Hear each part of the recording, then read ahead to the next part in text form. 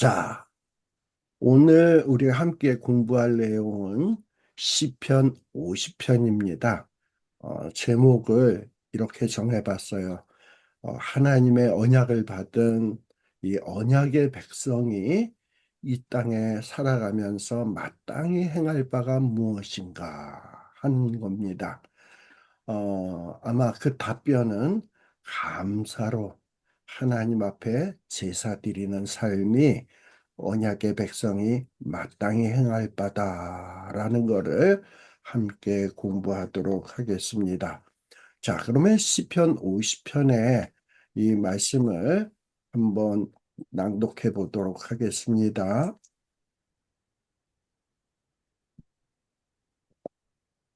제50편 아삽의 시. 전능하시니 여호와 하나님께서 말씀하사 해 돋는 데서부터 지는 데까지 세상을 부르셨도다. 온전히 아름다운 시온에서 하나님이 빛을 비추셨도다. 우리 하나님이 오사 잠잠하지 아니하시니 그 앞에는 삼키는 불이 있고 그 사방에는 광풍이 불리로다. 하나님이 자기의 백성을 판결하시려고 위 하늘과 아래 땅에 선포하여 이르시되 나의 성도들을 내 앞에 모으라.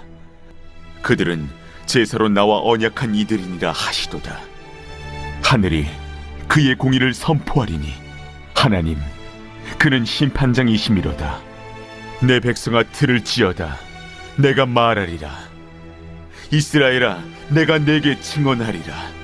나는 하나님 곧 내 하나님이로다. 나는 내 재물 때문에 너를 책망하지는 아니하리니 내 번제가 항상 내 앞에 있음이로다.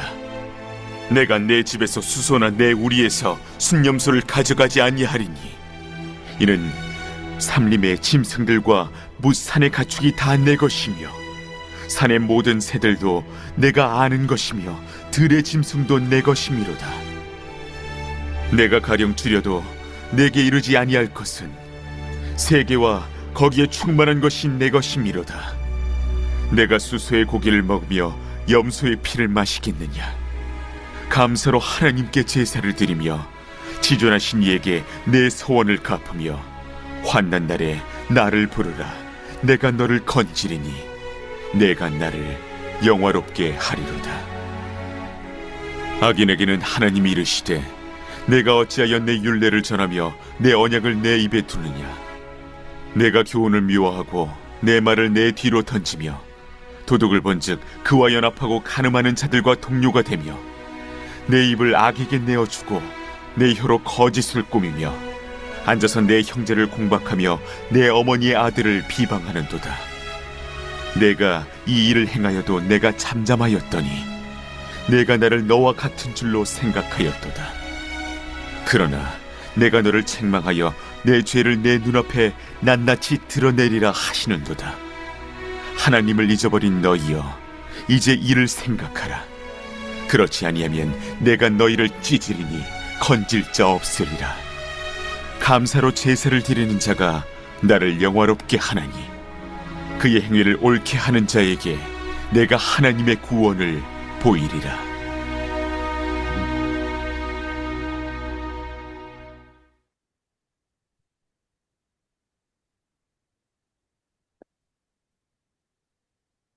제50편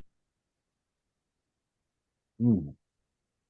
자, 제가 지금 시편 50편의 말씀을 이 비디오 클립으로 보여드렸습니다. 제 목소리보다 훨씬 목소리가 좋죠. 그래서 제가 낭독할까 하다가 이렇게 그 아나운서가 아주 묵직하게 읽는 것이 더 은혜로울 것 같아가지고 이렇게 해봤습니다. 자, 이 시편 50편은 아삽의 시입니다. 자, 그런데 이 시편 50편은 사실 다양한 성격의 이 본문들로 구성이 되어 있어요. 그래서 이 시편 50편의 이 장르가 뭐냐? 참 그것은 결정하기가 쉽지가 않습니다. 근데 아마도 이렇게 내용을 잘 보다 보면 어떤 교훈을 주는 어떻게 보면은 이 다윗이 일생을 살다가 보니까 후손들에게 어찌해야 이 인생을 살아가면서 마땅한 삶, 언약의 백성으로서 마땅한 삶을 살 수 있는가 하는 것을 깊이 생각한 다음에 이 시를 작성을 하고 이 시를 고라의 자손 시와 마찬가지로 아삽에게 주어서 아삽으로 하여금 이 시를 노래하게 한 게 아닌가 하는 생각이 들어요. 그래서 장르로 본다면 어떻게 보면 지혜의 시다. 특별히 어떤 지혜냐? 언약을 맺은 하나님과 언약을 맺은 백성이 이 땅 위에서 어떻게 마땅히 행해야 되는지 하는 것을 가르치는 지혜의 시다라는 겁니다. 이 구조는 어떻게 되느냐? 네 토막으로 나누어질 수 있는데요. 여기에 보면 노랗게 하이라이트 친 부분인데, 첫 번째 파트는 1절에서부터 6절까지 저 시온, 아름다운 시온에서부터 백성을 심판하기 위해서 오시는 하나님에 대해서 저주를 하고 있어요. 사실 이 심판은 하나님이 정하신 바입니다. 그런데 우리 예수님이 승천하셨죠. 그리고 장차 하나님의 우편에 앉아 계시다가 저희로서 산 자와 죽은 자를 심판하러 오시리라 하면서 주님이 승천한 다음에 이제 재림하셔서 심판할 것을 성경은 이야기하고 있는데 예수님이 승천한 다음부터 지금까지 2000년이 넘었어요. 지금 오늘이 2024년인데 이렇게 2000년이 넘도록 예수님이 오시지 않다 보니까 많은 사람들이 어떤 생각을 하느냐. 무슨 재림이 있어. 무슨 심판이 있어. 그냥 이 지구는 그냥 이렇게 늘 자전하고 이 세상은 그냥 자연 법칙에 의해서 계속 진행이 되는 것이 심판이 어디고 재림이 어디고 그래. 그런 거 없어. 이러면서 많은 사람들이 이 심판에 대한 어떤 이런 경각심이 굉장히 무뎌졌다고나 할까요? 그러다 보니까 심판을 무서워하지 않고 심판을 생각하지 않다 보니까 이 땅 위에서는 뭔가 마땅히 행할 바가 있는데 이 마땅히 행할 바를 행하지 않는단 말이에요.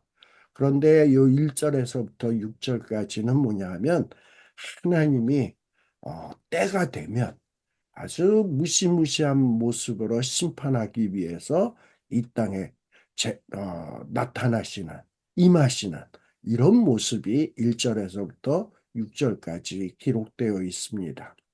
그 다음에 7절 이후서부터는 이 시편 50편의 본론부가 시작이 돼요. 근데 이 본론부는 두 토막으로 나누어 볼 수 있습니다. 7절에서부터 15절, 그리고 16절에서부터 21절. 그런데 15절 끝에 보면 셀라라는 말로 끝나요. 그 다음에 16절에 이제 새로운 말로 시작이 되는데 앞에는 하나님의 백성들에게 이야기하던 내용이고 7절에서부터 15절은요. 16절에서부터는 악인에게는 하는 말로 악인들에 대한 이야기로 구성이 되어 있습니다.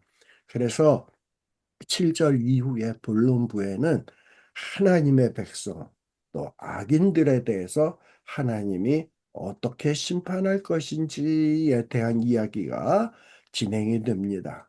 특별히 7절에서부터 15절은 하나님의 백성에 대한 얘기인데요. 하나님의 백성들은 늘 하나님 앞에 제사라는 거를 드리잖아. 이스라엘 백성들은 늘 하나님 앞에 제사를 드렸는데 하나님이 과연 진짜 제사를 기뻐하시나? 하나님이 기뻐하시는 게 뭐 소나 양 잡아서 그 불에 태워서 기름 냄새 나는 그거를 기뻐하나? 그리고 그것을 얌얌얌 먹고 즐거워하시고서 뭐 복 주고 이런 하나님이냐? 아니다라는 거예요. 하나님이 원하시는 것은 어떤 뭐 소 잡아서 양 잡아서 뭐 번제로 하나님 앞에 종교의식을 드리는 것을 기뻐하는 것이 아니라 그런 어떤 예배를 드릴 때에 하나님 앞에 어떤 마음으로 예배를 드리는가? 정말 감사하는 마음이 있는가? 이 감사의 마음을 기뻐한다라는 얘기를 하고자 하는 것이 7절에서부터 15절의 내용입니다. 그 다음에 16절에서부터 21절은 악인에 대한 이야기를 한다 그랬죠. 특별히 이 16절에서 21절에 보면 시편에서 악인을 이야기할 때 살인하고 도적질하고 물론 이런 자들도 악인입니다만 시편에서 이야기하는 악인의 본질은 뭐냐? 하나님을 잊은 자, 하나님이 천지 만물을 창조하신 자인데 그런데 이 하나님을 잊어버리고 하나님 앞에 관심 안 두고 막 사는 거예요. 그러다 보니 양심의 가책도 없이 살인도 행하고 거짓말도 하고 비방도 하고 하나님이 싫어하는 죄들을 짓게 되는 거예요. 가장 이 죄의 근본은 뭐냐? 하나님을 무시하고 하나님을 잊어버린 자의 모습이에요. 그래서 이렇게 하나님을 잊어버리고 하나님 앞에 감사하지도 않는 이런 악인들이 어떻게 될 것인가 하는 것에 대한 이야기가 16절에서부터 21절이에요. 그리고 22절, 23절에서는 결론적으로 뭐라고 이야기하냐? 하나님의 성도라면 언약의 백성이라면 진심으로 하나님 앞에 감사해야 된다. 그리고 올바른 행위가 뒤따라야 된다. 이 올바른 행위는 뭐에 기초한 거냐? 감사하는 마음에서 기초하는 것이어야 된다라는 거예요. 제가 이 성경 공부를 하면서 이 항상 마음속에다 염두에다 두는 것이 뭐냐면 이 성경이 뭡니까? 66권의 성경인데 모든 성경은 하나님의 감동으로 된 것으로 교훈도 있고 책망도 있고 바르게함도 있고 의례 교육함도 있고 이런 다양한 말씀들로 기록되어 있는데 이렇게 다양한 말씀들로 기록한 이유는 뭐냐 하면은 하나님의 사람으로 온전케 하기 위해요. 그리고 행, 모든 행동에 온전케 하기 위해서 이 하나님의 말씀을 준 거예요.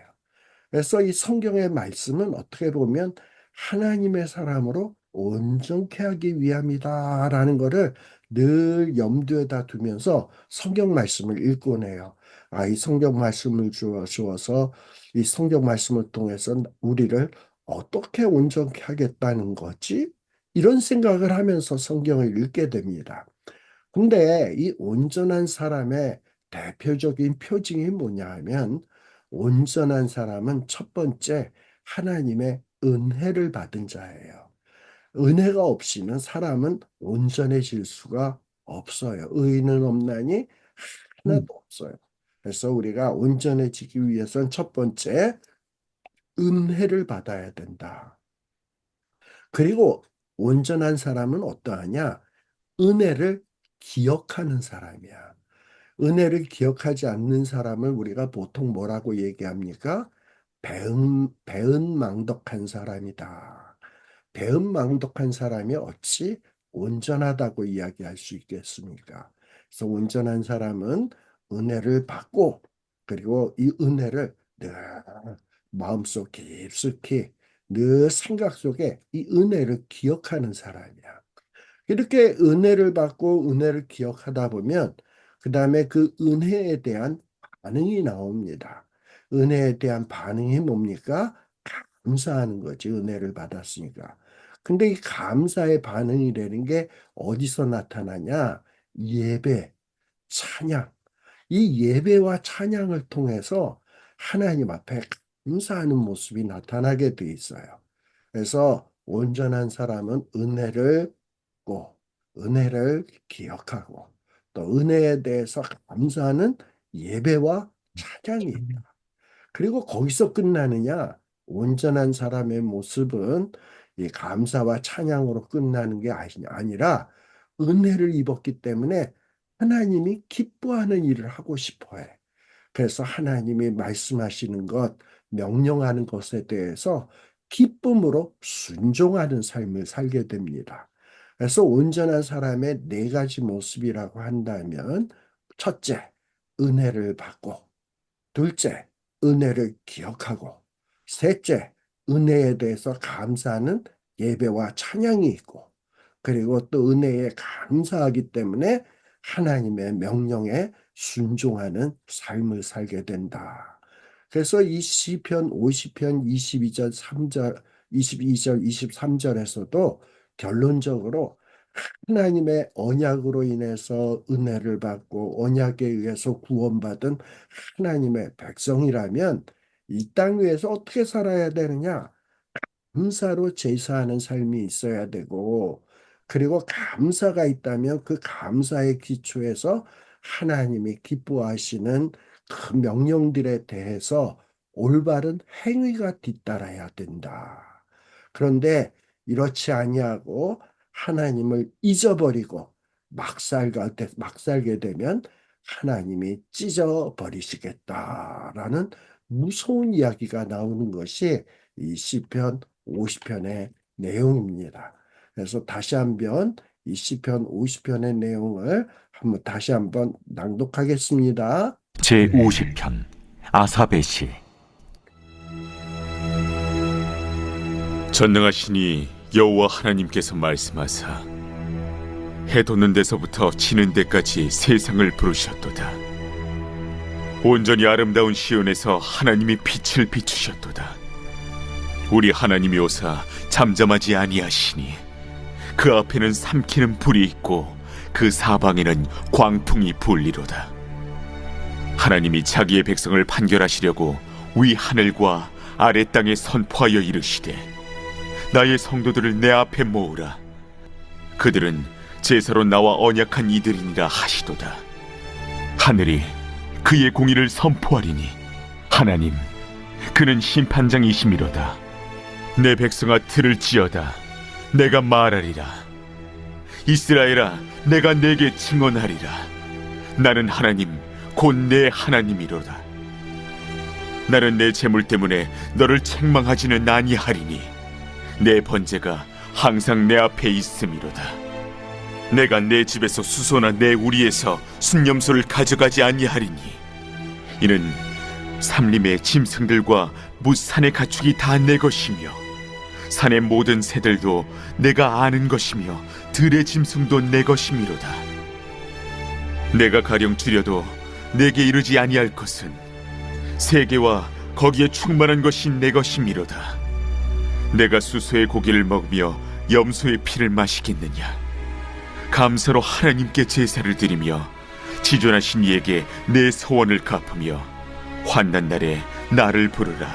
내가 너를 건지리니 내가 나를 영화롭게 하리로다. 악인에게는 하나님이 이르시되 내가 어찌하여 내 율례를 전하며 내 언약을 내 입에 두느냐? 내가 교훈을 미워하고 내 말을 내 뒤로 던지며 도둑을 본즉 그와 연합하고 간음하는 자들과 동료가 되며 내 입을 악에게 내어주고 내 혀로 거짓을 꾸미며 앉아서 내 형제를 공박하며 내 어머니의 아들을 비방하는도다. 내가 이 일을 행하여도 내가 잠잠하였더니 내가 나를 너와 같은 줄로 생각하였도다. 그러나 내가 너를 책망하여 내 죄를 내 눈앞에 낱낱이 드러내리라 하시는도다. 하나님을 잊어버린 너희여 이제 이를 생각하라. 그렇지 아니하면 내가 너희를 찢으리니 건질 자 없으리라. 감사로 제사를 드리는 자가 나를 영화롭게 하나니 그의 행위를 옳게 하는 자에게 내가 하나님의 구원을 보이리라.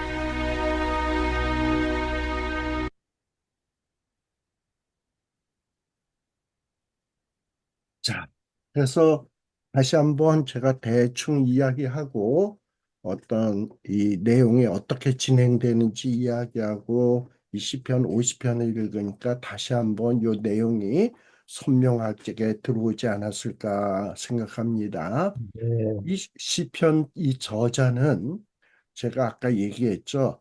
어떻게 보면 다윗이 쓴 것 같은데 이 다윗이 아삽이라고 하는 사람에게 주어서 이 찬양대를 통해서 노래한 것이 아니겠는가라는 이야기를 했습니다. 근데 이 성경에 보면 이 아삽이라고 하는 인물이 등장하는데요. 특별히 구약 성경에 보면 이 아삽은 굉장히 중요한 인물 가운데 하나입니다. 특별히 시편에서 시편뿐만 아니라 뭐 역대기라든지 에서도 그 이름을 볼 수 있는데 특별히 시편에서 이 아삽이라고 하는 이름을 자주 볼 수 있습니다. 근데 이 아삽은 우리 12지파 가운데 레위 지파 출신의 사람이에요. 그래서 이 다윗 왕 시대에 다윗이 이 아삽의 이렇게 신앙을 보고서는 야, 내가 저자에게 찬양대의 지도자로 삼아야 되겠다. 그리고 예배 때에 어떤 이런 찬양, 음악의 책임자로 삼아야 되겠다 하고 세웠던 자가 바로 이 아삽입니다. 특별히 이 아삽이 제일 처음 등장하는 때는 언제냐 하면 이 다윗 왕이 이 언약궤를 예루살렘으로 옮겨오잖아요. 근데 이 언약궤를 옮겨올 때 찬양하면서 이 언약궤로 가져오게 되거든요. 그때 이 찬양대를 조직하고 그 찬양대를 이끌고 오는 그 예배를 인도할 사람 중에 하나로서 선택된 인물이 아삽입니다. 그리고 이 다윗이 성전을 위한 제도, 이제 다윗은 성전을 짓고 싶어 했어요. 근데 하나님이 허락지 않았죠.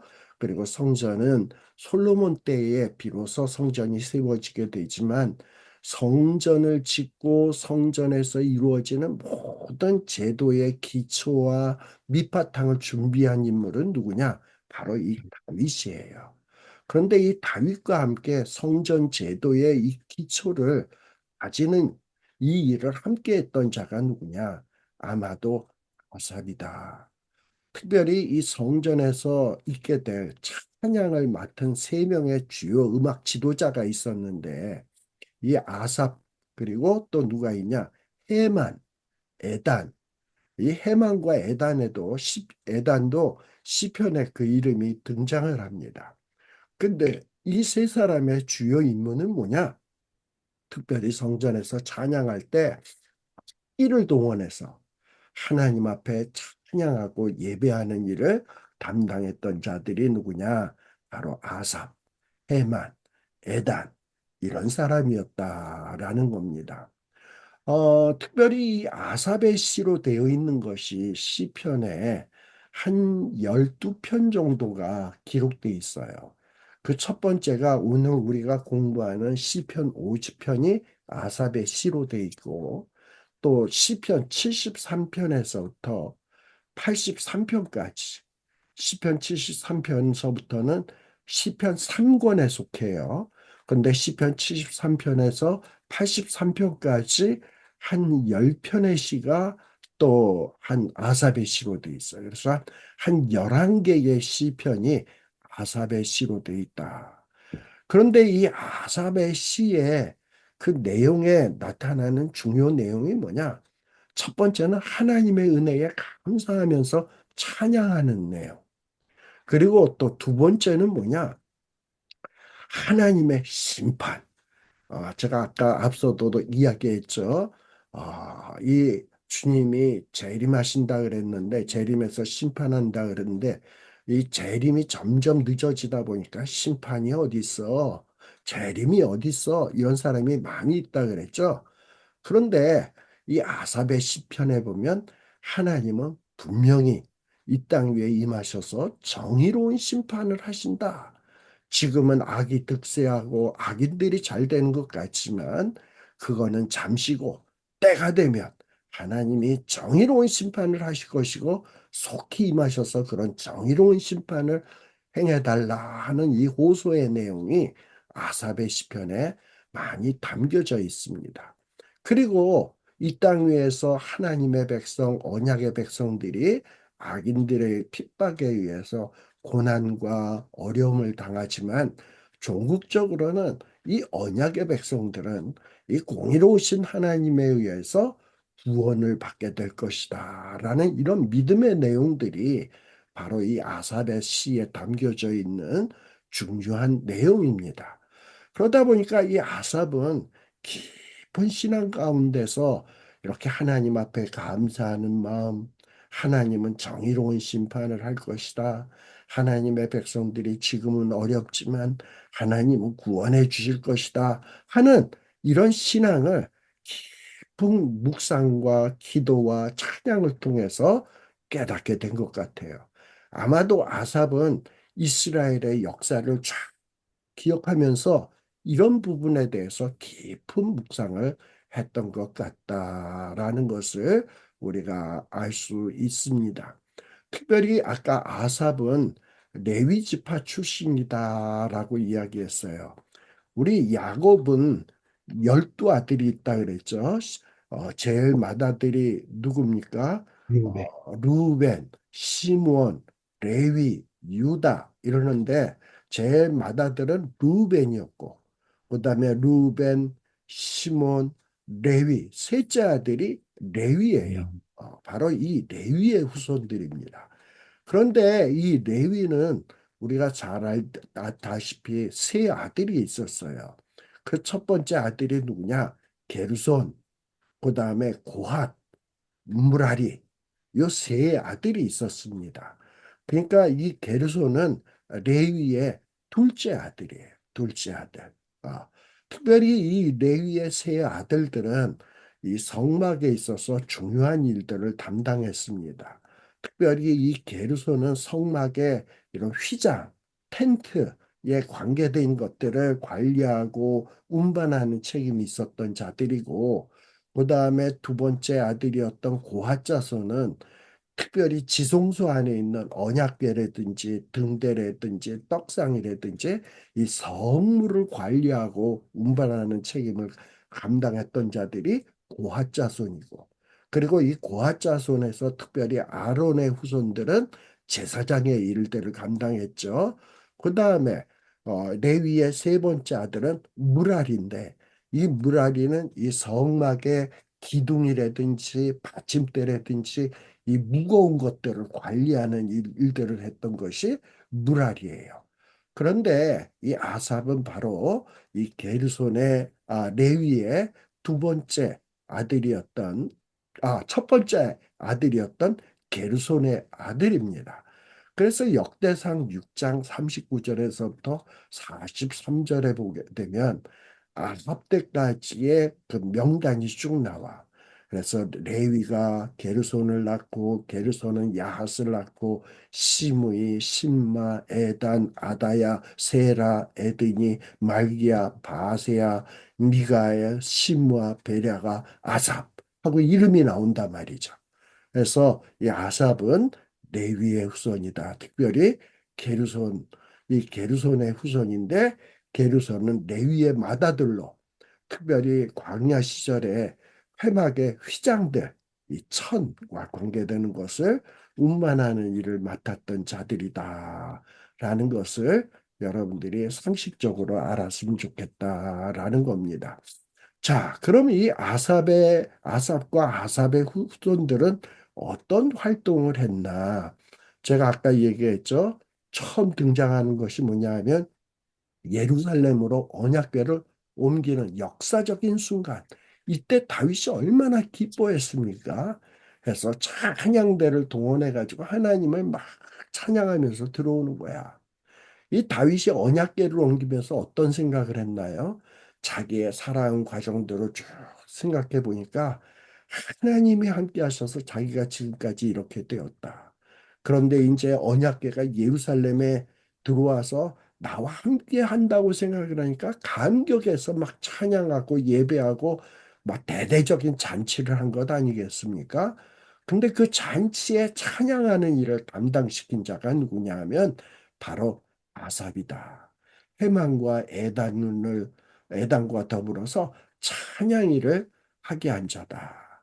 그래서 아마도 이렇게 아삽을 이렇게 찬양대의 일원으로 한 것은 다윗이 가만 보니까 하나님의 은혜를 체험하고 하나님의 은혜를 진심으로 찬양할 수 있는 자가 누군가? 그리고 주변의 사람들한테 물어보니까 아삽, 저 아삽이 찬양대를 해야 돼. 그래가지고 이스라엘 백성들의 어른들이 아삽을 청구하다 보니까 이 아삽을 찬양대의 지도자로서 세우게 되었다라는 말입니다. 이 아삽이라고 하는 이름의 뜻은 히브리어 발음은 아사프라는 말인데 이 말의 뜻은 모은다라는 말이에요. 어떻게 보면 이 아삽의 이름의 뜻과 아삽이 찬양대 일원이 된 것은 좀 뭔가 깊은 연관성이 있다라는 생각이 들어요. 하나님의 은혜를 체험한 자를 모아서 찬양하는 그 자리로 세워주셨다. 그래서 하나님이 불러 모은 자들이 찬양을 하잖아. 근데 그 중에 대표적인 인물이 누구다? 아삽이다. 아삽이 찬양하는 자로서 불러 모아져서 하나님 앞에 찬양하는 자가 되었다라는 얘기입니다. 이 언약궤를 예루살렘에 이렇게 옮겨올 때에 그 장면이 얼마나 정말 장엄했냐 하면 사무엘하 6장 5절에 보면 다윗과 이스라엘 온 족속은 잣나무로 만든 여러 악기와 수금과 비파와 소고와 양금과 재금으로 여호와 앞에서 연주하더라 라고 돼 있어요. 여기 보면 여러 가지 악기, 수금, 비파, 소고, 양금, 재금으로 막 하나님의 은혜를 감사하면서 또 이제 하나님이 우리와 함께 하실 거라는 것에 대해서 감격하면서 찬양했던 모습을 볼 수 있어요. 근데 이때 이 찬양의 우두머리 역할을 했던 사람이 누구냐? 바로 아삽이었다라는 겁니다. 그래서 역대상 16장 4절 5절에 보게 되면 레위 사람을 세워 여호와 그 앞에서 섬기며 이스라엘 하나님 여호와를 칭송하고 감사하며 찬양하게 하였으니 아삽은 우두머리요 비파와 수금을 타고 아삽은 재금을 힘있게 치고 라고 돼 있어요. 그래서 이 찬양대에서 봉사하는 사람들에게 있어서 첫 번째로 필요한 것은 뭐냐? 하나님의 은혜에 대한 감격입니다. 하나님의 은혜를 받고 거기에 대한 감격이 있고 그리고 그 감격을 잊어버리지 않고 기억하는 사람. 이런 사람이 찬양대 대원이어야지 그냥 목소리 좋다고 노래 좀 잘한다고 찬양대 대원이 되는 것은 아니다. 그래서 여러분들 가운데서도 아마 찬양대 대원으로서 봉사하는 분들이 있을 터인데 내가 정말 찬양대 대원으로서 합당한가? 나도 아삽처럼 하나님의 은혜에 대한 감격이 있는가?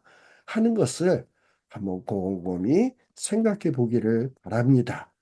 그리고 또 이 아삽은 어, 또 여기 5번이라고 돼 있는 난에 보면 아삽은 다윗의 수하에서 왕을 돕던 선견자였다라는 말을 하고 있어요. 선견자. 선견자라는 말은 뭐냐면 먼저 선 볼자라는 거예요. 그러니까 앞에 일을 바라보는 자야. 앞에 있는 일을 바라보는 자. 장차 올 일들을 바라보는 자야. 우리가 분명히 신앙 고백을 할 때 뭐라고 고백을 합니까? 우리 하나님이 하늘에 오르사 전능하신 하나님의 우편에 앉아 계시다가 저희로서 산 자와 죽은 자를 심판하러 오시리라 라고 고백합니다. 근데 이 고백의 내용은 과거의 일입니까? 현재의 일입니까? 미래에 일어날 일입니까? 미래에 일어날 일이지. 근데 우리는 이 미래에 일어날 일을 믿음으로 고백하는 게 그 사도신경의 고백의 내용이란 말이에요. 근데 믿음으로 믿음의 고백을 하긴 하는데 막상 우리의 삶을 살아갈 때 우리의 모습을 보다 보면 과연 우리가 하나님의 심판을 믿는 자답게 살고 있나? 하나님이 심판으로 오신다 그랬는데 내가 이렇게 게으르게 나태하게 이렇게 막 살 수 있을까? 하고 생각을 해보면 좀 뭐 고개가 갸우뚱해진다 이 말이죠. 그리고 이 사상에 보면 막 악인이 잘 되고 의로운 자들은 괴롭고 고통 가운데 있는데 악인들은 승승장구하는 모습을 보면서 우리는 때로는 낭만도 하고 실망도 한단 말이죠. 그런데 아삽은 어떠했나? 아삽도 물론 한때에 실망도 하고 낙심도 했어요. 그런데 눈을 떠서 가만 바라보니까 하나님은 지금은 잠잠히 계시는 것 같지만 하나님은 결코 잠잠히 계시는 분이 아니다. 장차 심판하실 것이다. 지금은 의인이 고통을 당하고 의인들이 어렵게 살고 악인들이 잘 먹고 잘 사는 것 같지만 하나님은 반드시 저 악인들을 심판하시고 의인들을 구원할 것이다라는 뚜렷한 미래를 바라보는 안목이 있었어요. 그래서 이 아삽은 선견자로서 일컬어졌던 사람이다. 다윗 시대에도 이렇게 아삽은 귀하게 사용이 되었습니다만 이 아삽의 후손들, 아삽은 솔로몬 때에도 이렇게 솔로몬 때에도 솔로몬이 성전을 건축하잖아. 그리고 성전 안에 언약궤를 들여놓을 때도 아삽은 이런 찬양하는 일들을 맡았습니다. 그래서 역대하 5장 12절에 보게 되면 이 솔로몬이 성전을 건축하고 성전 안에다가 언약궤를 들여놓을 때 그거 찬양을 하게 되는데 찬양대의 규모는 재금, 비파, 수금, 나팔 이런 악기가 동원된 120명의 거대한 오케스트라를 동원해 가지고 하나님 앞에 찬양을 했고 그때 주도적인 역할을 했던 것이 아삽이었다라는 겁니다.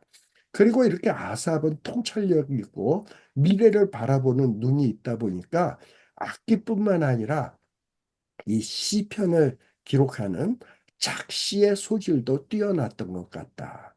그래서 이 시편에는 아삽의 시가 12편이 수록되어 있습니다.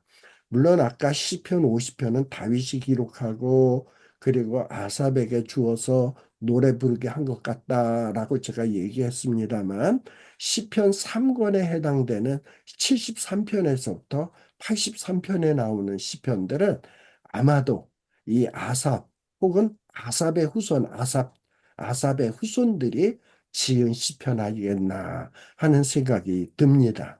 왜 이런 시편을 지을 수 있었냐?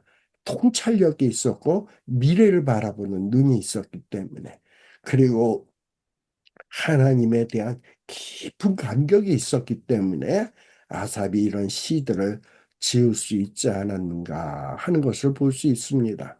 특별히 아삽은 이 음악적인 재능도 뛰어났던 것 같아. 그래서 아삽이 지은 시편에 보면 마스길, 알다셋, 영장, 현악, 여두둔의 법칙, 셀라, 소다님, 에돗, 깃깃 이러면서 히브리 노래의 음악적 용어가 풍부하게 나타나는 것을 볼 때 이 아삽이라고 하는 인물은 음악에도 뛰어난 소양을 가졌던 것 같다라는 것을 볼 수 있어요.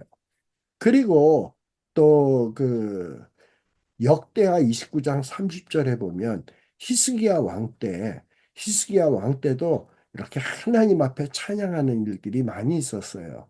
우리가 알다시피 히스기야 왕이 왕 초창기 때 종교 개혁을 하지 않았습니까? 그리고 아수르가 쳐들어왔을 때 하나님의 은혜로 18만 5천 명을 무찌르는 놀라운 기적의 은혜를 체험하지 않았습니까? 그때 하나님을 찬양할 때에 레위 사람들에게 명령을 해가지고 다윗과 선견자 사베시로서 하나님을 찬송하도록 했다라는 이런 기록들이 나와요. 이런 걸 보면 아삽이 어떤 사람인가 하는 것을 알 수 있습니다. 자, 그래서 이 시편에 한 11개의 시편, 11개의 시편이 아삽의 시로 되어 있다.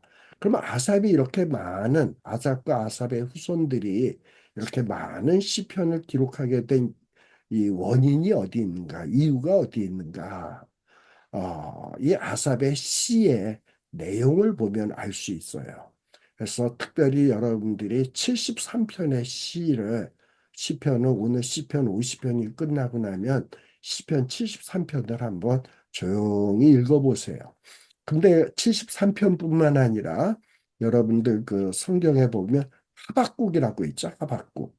이 하박국도 레위 후손이야. 그런데 이 하박국의 그 선지서에 하박국의 그 나오는 내용도 한번 쭉 읽어보시고 시편 73편도 읽어보시고 하면 굉장히 많은 공통점이 있다는 것을 볼 수 있어요. 그 공통점이 뭐냐? 이 하박국이나 시편 73편의 아삽이 고민하던 문제가 뭐냐?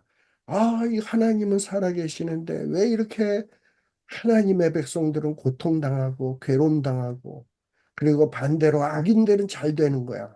어떻게 공의로운 하나님이 살아있다면 이럴 수가 있어.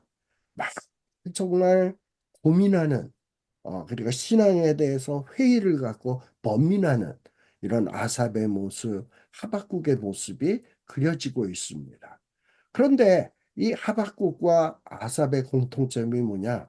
이들이 고민하다 성전에 들어가서 하나님 앞에 기도하다 보니까 뭔가 하나님이 미래에 일어날 일을 딱 보여주시는 거야. 야, 지금은 악인이 잘 되는 것 같지?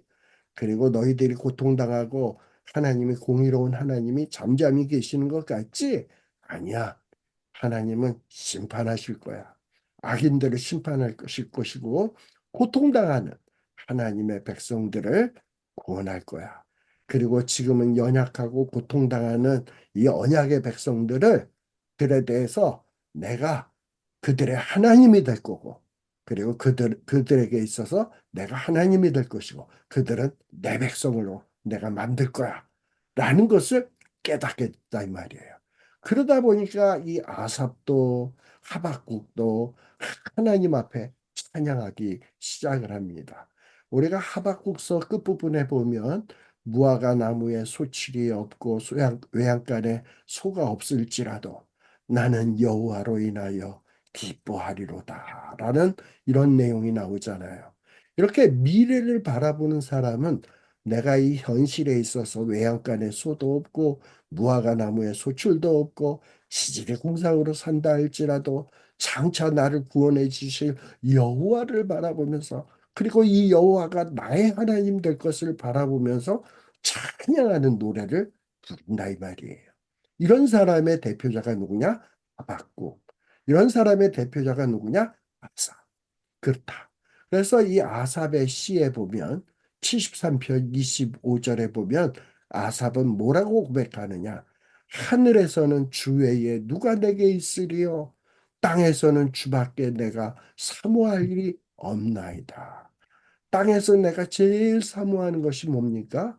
땅에서 우리가 제일 사모하는 것이 뭡니까? 뭐니 뭐니 해도 뭐니 아니겠어요? 그런데 아삽은 이 땅에서 내가 제일 사모하는 것은 뭐냐? 주밖에 내가 사모할 이 없나이다. 뭔 얘기입니까? 하나님만으로 충분하다라고 하는 이런 고백이에요. 바로 이런 사람의 찬양이 뭐냐? 바로 이 시편 50편이고 이런 사람의 이런 찬양은 다윗의 찬양이고 아삽의 찬양이고 하박국의 찬양이다. 라는 겁니다. 그래서 시편 73편 26절에도 보게 되면 이 아삽이 왜 이런 고백을 하냐? 내 육체와 마음은 쇠약하나 하나님은 내 마음의 안석이시요 영원한 분기이시라 라는 이런 놀라운 신앙의 고백을 했던 자들이 누구냐? 아삽과 아삽의 후손들이다라는 겁니다. 그리고 시편 73편 28절에 보면 하나님께 가까이 하니 내게 복이라 내가 주 여호와를 나의 피난처로 삼아 주의 모든 행적을 전파하리라. 전파하리다라고 고백하고 있어요. 어, 정말 하나님께 가까이 하는 것이 복일까요? 과연 여러분도 그렇게 생각합니까? 그런데 아삽은 하나님께 가까이 하는 것이 내게 복이다. 그리고 내가 주 여호와를 나의 피난처로 삼아 주의 모든 행적을 전파하겠다라고 고백하고 있어요. 그래서 이런 아삽과 같은 신앙을 우리도 가져야 될 텐데, 그럼 어떻게 이와 같은 신앙과 영적인 지식을 가질 수 있을까라는 겁니다. 이런 신앙과 영적 지식을 갖기 위해서는 이스라엘 역사 속에서 이스라엘과 함께 하셔서 하나님의 하신 일들을 기억하는 거예요. 이런 어떤 깊은 영적인 지식을 얻기 위해서는 하나님이 내 삶 속에서 나에게 베풀어 주신 은혜, 또 하나님이 행하신 일들을 깊이 묵상해 보는 거예요. 아, 그때 하나님이 이렇게 날 도와주셨지.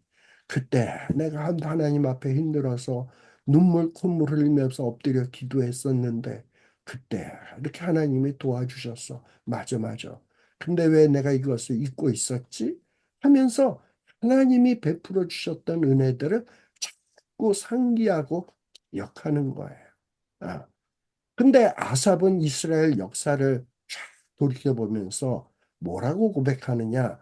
시편 80편 8절에 보면 주께서 한 포도나무를 애굽에서 가져다가 민족들을 쫓아내시고 그것을 심으셨나이다. 이스라엘 역사를 한번 회상해 본 거야. 이 애굽의 노예였던 그 이스라엘 백성들을 그 노예에서 해방시켜서 그리고 그것을 애굽에서 뽑아내시고 가나안 땅으로 인도하시고 가나안 땅에 있는 그 강력한 민족들을 쫓아내시고 그 이스라엘 백성들을 언약대로 가나안 땅에 심으셨다라는 것을 그 역사를 통해서 회상해 봤단 말이죠. 그리고 또 뭐라고 고백하느냐? 시편 83편 9절에 보면 주는 미디안인에게 행하신 것 같이 기손 시내에서 시스라와 야빈에게 행하신 것 같이 그들에게도 행하소서라고 이야기하고 있어요.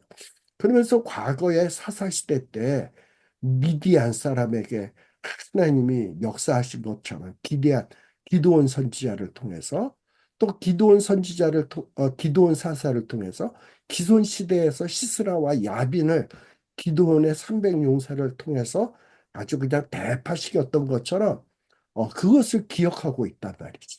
그런 걸 기억하면서 야, 이 하나님이 내 하나님이고 이 하나님이 나와 함께 하시면 나에게는 더 다른 만족 따위는 없다라고 고백하고 있는 거예요. 그러면서 하나님께 가까이 함이 내게 복이라.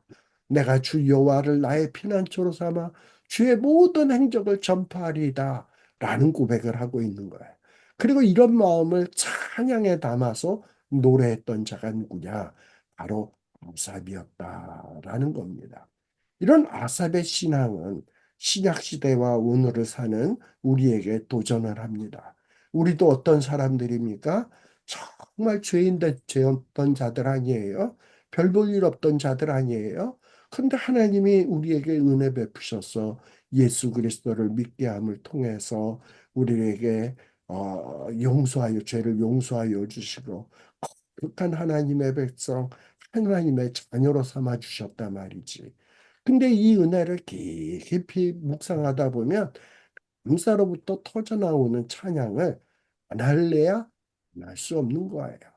그리고 죄의 최고의 권세인 죽음을 깨뜨리고 부활하신 예수님, 이 예수님을 생각한다면 또 이 예수님처럼 나도 죽음 권세에 정말 붙들려서 한 번은 죽겠지만 주님이 재림하시는 날 벌떡 일어나서 영광스러운 몸으로 부활할 것을 믿는다면 정말 하나님 앞에 감사의 찬양을 드릴 수밖에 없고 순종의 감사에서 기인한 순종의 삶을 살 수밖에 없다라는 것을 우리가 생각해 볼 필요가 있습니다. 자, 그리고 이 아삽이 이런 귀한 믿음을 갖고 있다 보니까 이 아삽의 후손들도 성경에 보면 참 많은 귀한 일들을 했어요. 이 아삽의 아들들 중 삭골, 요셉, 느다냐, 아사렐라 이런 자들은 그 정말 이 성전에서 신령한 노래를 부르는 직분들을 맡았습니다. 역대상 25장 1절에서부터예요. 그러니까 아삽뿐만 아니라 아삽의 자손들도 대대손손 찬양대에서 하나님 앞에 찬양으로 봉사하는 일들을 했어. 그래서 우리가 성경에서는 아삽의 자손들 하면은 보통 어떻게 일컬어지냐? 역대하 35장 15절, 스바냐 2장 41절, 3장 10절, 느헤미야 7장 44절에 보면 아삽의 자손들 하면 노래하는 자들, 찬양하는 자들이라고 일컬어져요. 여러분이나 저가 정말 하나님의 은혜에 진정으로 감사해서 찬양한다면 우리의 후손들도 그런 우리의 믿음을 본받아서 그런 믿음의 사람들이 될 것이고 이런 우리의 후손들도 장차 어떻게 되냐? 하나님을 찬양하는 자들로 일컬어지게 된다 이 말이죠. 이 얼마나 감격스러운 일이겠습니까? 특별히 여호사밧 왕 때 아주 이 모압과 암몬의 연합군이 쳐들어왔는데 이 여호사밧 왕 때 크게 승리했거든. 근데 이 여호사밧이 승리했던 것은 뭐 칼과 창, 무기로 싸워 이긴 게 아니에요. 이 레위 사람들하고 제사장들이 앞에 나가서 찬양하면서 그냥 행진했어. 그랬더니 하나님이 모압과 암몬 사람들에게 자중질환이 일어나서 스스로 망하게 했단 말이야. 그때 찬양했던 사람들이 누구냐? 바로 레위 사람이었는데 야하시엘이라고 하는 인물인데 이 야하시엘이 누구냐? 바로 이 아삽의 후손이에요. 어. 그래서 이 아삽의 후손이었던 야하시엘이 이 여호사밧 때 아주 무기력했던 이스라엘 백성을 이끌고 야야야 힘내 우리 하나님 앞에 찬양하자 찬양하면서 전진하자 그 찬양하면서 전진하다 보니까 전쟁에서 승리했다 이 말입니다. 바로 이것이 아삽의 후손 야시엘이었다.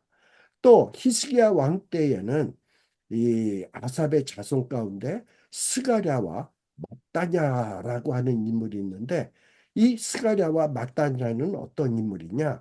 히스기야 왕 때 이 성전의 중건을 돕던 레위 사람 중에 하나였어요.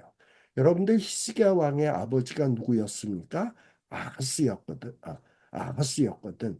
아하스는 얼마나 악한 왕이었습니까? 막 성전 안에다가 우상을 갖다 놓고 숭배했던 자가 일월성신을 숭배했던 자가 아하스야.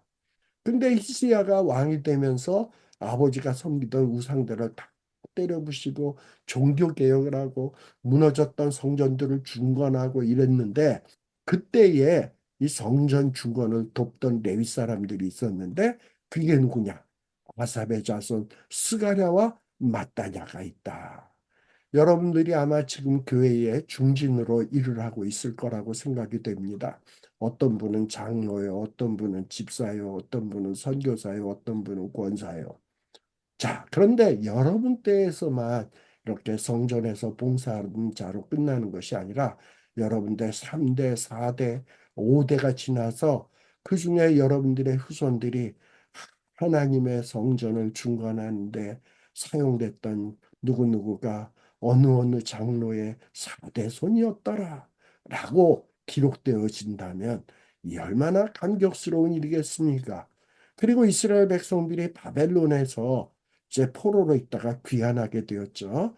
사실 바벨론에서 오랫동안 살던 사람들이 지금 지지리도 다 무너져서 폐허화되어 있던 이스라엘 땅 예루살렘으로 귀환한다라는 것은 쉬운 일이 아니에요. 여러분, 우리 한국이 쫄딱 망했어요. 그런데 미국에서 잘 먹고 잘 사는 우리가 한국이 망했어? 근데 이제 다시금 한국이 해방돼서 우리가 한국에 무너졌다. 한국을 다시 일으켜 세워야 되겠다. 그래서 내가 미국에 갖고 있는 집 모든 기반 다 청산하고 한국에 가가지고 한국의 재건을 돕겠다고 돌아가는 일이 쉽겠습니까? 결코 쉬운 일이 아니죠. 그런데 그 바벨론에서 잘 먹고 잘 살던 이스라엘 자손들이 이 예루살렘을 지금 재건하기 위해서 돌아오는 자들이 있는데 거기에서 돌아오는 자들의 1차 명단에 노래하는 아삽 자손이 128명이라고 기록되어 있어요. 이 128명은 뭡니까? 우리가 이렇게 은혜를 받았는데 하나님의 성전을 재건해야지 하고 정말 기쁨으로 돌아왔던 자들 아니겠습니까? 이런 아삽의 자손들이 이런 신앙을 갖게 된 것이 누구의 덕일까요? 바로 조상 아삽의 신앙을 물려받아서 이 아삽의 자손들도 하나님의 성전을 위해서 봉사하고 찬양하는 일을 하지 않았는가라는 이런 생각을 하게 되는 겁니다. 자, 그리고 또 아삽의 자손 우시라고 하는 사람은 이 예루살렘에 거하는 레위 사람의 감독이 되어 노래하는 자들에게 날마다 양식을 청하여 주는 일을 맡았다. 이건 언제냐? 포로에서 귀환하고 난 다음에 에스라보다도 훨씬 지나서 느헤미야 때에도 이렇게 노래하는 자로서 노래하는 자들에게 양식을 주는 이런 봉사하는 일을 했던 자들이 누구냐? 아삽이다. 또 아삽의 6대손 스가랴는 뭐냐면 예루살렘 성에 무너졌던 예루살렘 성을 다시 재건하는 낙성식에서 그 에스라의 인도를 따라 다윗의 악기를 연주하던 인물이 누구냐? 아삽의 6대손이다. 그러니 이 아삽이라고 하는 이 가문은 얼마나 귀한 가문입니까? 저는 저와 여러분이 이런 귀한 믿음의 가문을 이룰 수 있는 사람이 되었으면 좋겠다. 그리고 저와 여러분들의 믿음의 고백이 그리고 우리들의 믿음의 고백과 우리의 믿음의 찬양이 기록되어져서 대대손손 사람들에게 불려질 수 있다면 이것처럼 감격스러운 일이 어디 있겠나 하는 이런 생각을 해보게 됩니다. 그래서 우리가 아삽의 시를 공부하게 되면서 아삽과 아삽의 후손들은 과연 어떤 인물들인가 하는 것을 미리 한번 이렇게 쭉 한번 살펴보았습니다. 네. 자, 그러면 요까지 얘기하고 잠시 쉬었다가 우리 후반부 부분을 살피도록 하겠습니다. 잠시 쉬었다 가겠습니다.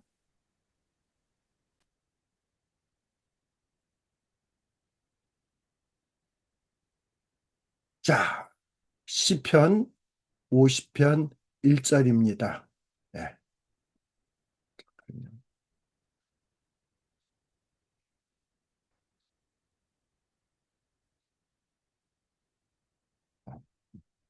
전능하신 자 하나님 여호와께서 말씀하사 해 돋는 데부터 지는 데까지 세상을 부르셨도다.